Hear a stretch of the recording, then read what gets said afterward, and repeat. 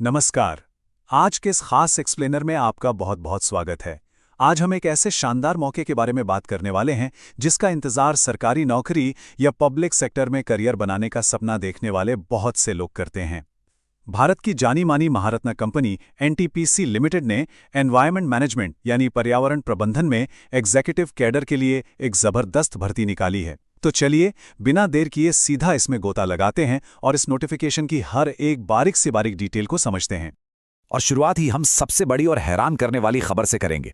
इस महारत्न पीएसयू की जॉब के लिए आपको किसी भी गेट स्कोर की कोई जरूरत नहीं है। जी हां, बिल्कुल सही सुना आपने।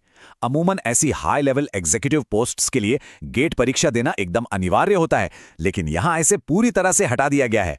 इसकी जगह आपका सिलेक्शन सीधे तौर पर एक कंप्यूटर आधारित टेस्ट यानी सीबीटी परीक्षा के जरिए होगा। बिना गेट दिए किसी महारत्न कंपनी में एंट्री पाने का यह वाकई एक बहुत ही दुर्लभ मौका है। तो आइए सबसे पहले इस अपॉर्चुनिटी को थोड़ा करीब से समझते हैं कि आखिर ये रोल है क्या और इसमें खास क्या है। तो देखिए, ये जो पोस्ट है ना, ये असिस्टेंट ऑफिसर की है, जो खासतौर पर एनवायरमेंट मैनेजमेंट डिपार्टमेंट के लिए है। जैसा कि मैंने पहले बताया, एनटीपीसी एक महारत्न कंपनी है, तो इसके साथ एक अलग ही रुतबा और जॉब सिक्योरिटी जुड़ जाती है। ये पोजीशन एग्जीक्यूटिव कैडर के अंदर आती है, और इसमें सबसे एक्साइटिंग बात क्या है, वो ये है कि पूरे भारत से फ्रेशर्स इसके लिए अप्लाई कर सकते हैं। मतलब अगर आपके पास कोई प्रायर एक्सपीरियंस नहीं है तो भी कोई टेंशन नहीं। नए ग्रेजुएट्स के लिए ये एक सीधा और बहुत ही सुनहरा रास्ता है। अब जाहिर सी बात है, आपके मन में सवाल आ रहा होगा कि सैलरी का क्या स्ट्रक्चर रहेगा। तो ऑफिशियल नोटिफिकेशन के हिसाब से इस पोस्ट को ई0 लेवल पे रखा गया है, और जो पे स्केल इसमें तय किया गया है वो 300 से 1200 के बीच है। पब्लिक सेक्टर के स्टैंडर्ड्स को देखें तो करियर की शुरुआत करने के लिए ये एक बहुत ही अट्रैक्टिव पैकेज है। चलिए अब उस सवाल पर आते हैं जो शायद इस वक्त आपके दिमाग में सबसे ऊपर होगा। एलिजिबिलिटी, मतलब कौन कौन इस जॉब के लिए अप्लाई कर सकता है। अच्छी खबर यह है कि एनटीपीसी ने इसके लिए कई सारे रास्ते खुले रखे हैं। अगर आपने एनवायरनमेंट में बीई या बीटेक किया है तो आप बिल्कुल एलिजिबल हैं। इसी तरह एनवायरनमेंट में एमटेक करने वाले भी बेझिझक अप्लाई कर सकते हैं। और रुकिए, अगर आपने एक नॉर्मल ग्रेजुएशन किया है लेकिन उसके साथ एनवायरनमेंट में पीजी डिप्लोमा कर रखा है, तो आप भी पूरी तरह से इस रेस में शामिल हैं। इसके अलावा एनवायरनमेंट में एमएससी करने वाले कैंडिडेट्स भी इसके लिए योग्य हैं। बस एक जरूरी शर्त यह है कि आपकी ये सभी डिग्रियां एआईसीटीई द्वारा अप्रूव्ड होनी चाहिए। लेकिन हाँ, यहाँ पर एक बहुत ही सख्त नियम भी जुड़ा हुआ है। आपकी एजुकेशनल क्वालिफिकेशन में कम से कम 60% मार्क्स होने ही चाहिए। ये एक एकदम स्ट्रिक्ट लिमिट है। इस 60% वाले नियम में कोई भी छूट नहीं दी गई है। इससे ये बात बिल्कुल साफ हो जाती है कि कंपनी सिर्फ उन कैंडिडेट्स को ढूंढ रही है जिनका एकेडमिक रिकॉर्ड काफी मजबूत हो। अगर हम एज लिमिट यानी आयु सीमा की बात करें तो इसके लिए अधिकतम आयु 30 वर्ष तय की गई है।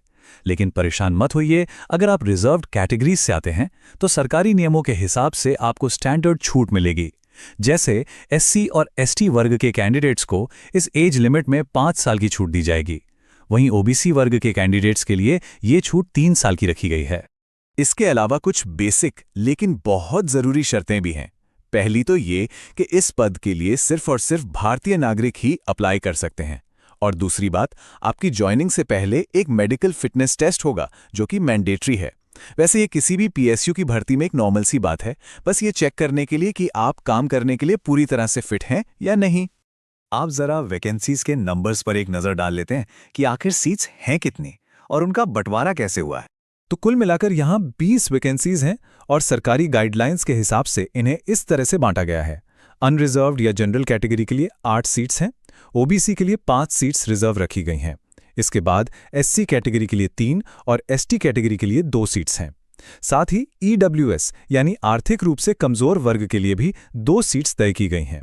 कुल मिलाकर ये 20 पदों की एक बहुत ही फोकस्ड और कॉम्पिटिटिव भर्ती होने वाली है। अब सबसे बड़ा सवाल, इन 20 में से एक सीट आपकी कैसे होगी, यानी सिलेक्शन प्रोसेस क्या रहेगा। ध्यान से सुनिएगा क्योंकि ये बहुत जरूरी है। जो फाइनल मेरिट लिस्ट बनेगी ना, उसमें आपके कंप्यूटर बेस्ड टेस्ट यानी सीबीटी का वेटेज पूरे 85% होगा। जी हां, 85%। और बाकी बचा हुआ 15% वेटेज आपके इंटरव्यू को दिया जाएगा। अब क्योंकि इतना बड़ा हिस्सा सिर्फ लिखित परीक्षा पर टिका है, तो ये बात एकदम शीशे की तरह साफ है कि अगर आपको सिलेक्शन चाहिए तो आपको अपना पूरा जोर सीबीटी एग्जाम में ही लगाना पड़ेगा। और इसमें एक कैच भी है, आपको सीबीटी और इंटरव्यू इन दोनों ही स्टेजेस को अलग अलग क्लियर करना होगा। मतलब ऐसा नहीं है कि आपने सिर्फ सीबीटी में बहुत अच्छे मार्क्स ला दिए और इंटरव्यू में फेल हो गए तो काम चल जाएगा। नहीं, मेरिट लिस्ट में आने के लिए दोनों में पास होना मैंडेटरी है। अच्छी बात यह है कि सीबीटी एग्जाम का पेपर हिंदी और इंग्लिश दोनों भाषाओं में आएगा, तो आप अपने कंफर्ट के हिसाब से एग्जाम दे सकते हैं। चलिए अब कुछ जरूरी लॉजिस्टिक्स की बात कर लेते हैं कि फॉर्म भरते समय आपको किन-किन बातों का ध्यान रखना है। सबसे पहले बात करते हैं एप्लीकेशन फीस की। अगर आप जनरल, ओबीसी या ईडब्ल्यूएस कैटेगरी में आते हैं तो आपको 500 रुपए की फीस देनी होगी। वहीं दूसरी तरफ अगर आप एससी, एसटी या पीडब्ल्यूडी कैटेगरी से हैं तो आपके लिए एक बहुत अच्छी खबर है, आपको इस फीस से पूरी तरह से छूट दी गई है, यानी आपके लिए ये आवेदन एकदम फ्री है। अब आते हैं डॉक्यूमेंट्स पर। आपको अपने डेट ऑफ बर्थ के प्रूफ के लिए 10वीं का सर्टिफिकेट देना होगा। इसके साथ ही आपकी जो भी डिग्री है और उसकी मार्कशीट्स हैं वो सब भी लगेंगी। लेकिन यहाँ पर जो सबसे इम्पॉर्टेंट बात है जिस पर आपको ध्यान देना है वो है रिजर्वेशन सर्टिफिकेट। नोटिफिकेशन में बिल्कुल साफ साफ लिखा है कि ओबीसी और ईडब्ल्यूएस सर्टिफिकेट एकदम करंट फाइनेंशियल ईयर यानी 2026-27 का ही होना चाहिए।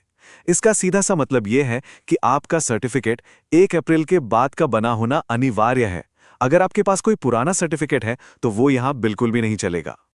और अब सबसे क्रिटिकल चीज, टाइमलाइन। देखिए, एप्लीकेशन प्रोसेस 8 मई से ही शुरू हो चुका है और फॉर्म सबमिट करने की जो आखिरी तारीख है वो है 22 मई, यानी आपके पास सिर्फ 2 हफ्ते का एक बहुत ही छोटा और तंग विंडो है। टाइम सच में बहुत कम है, इसलिए मेरी सलाह यही रहेगी कि आखिरी मिनट के रश से बचें और अपने सारे डॉक्यूमेंट्स रेडी करके तुरंत अप्लाई कर दें।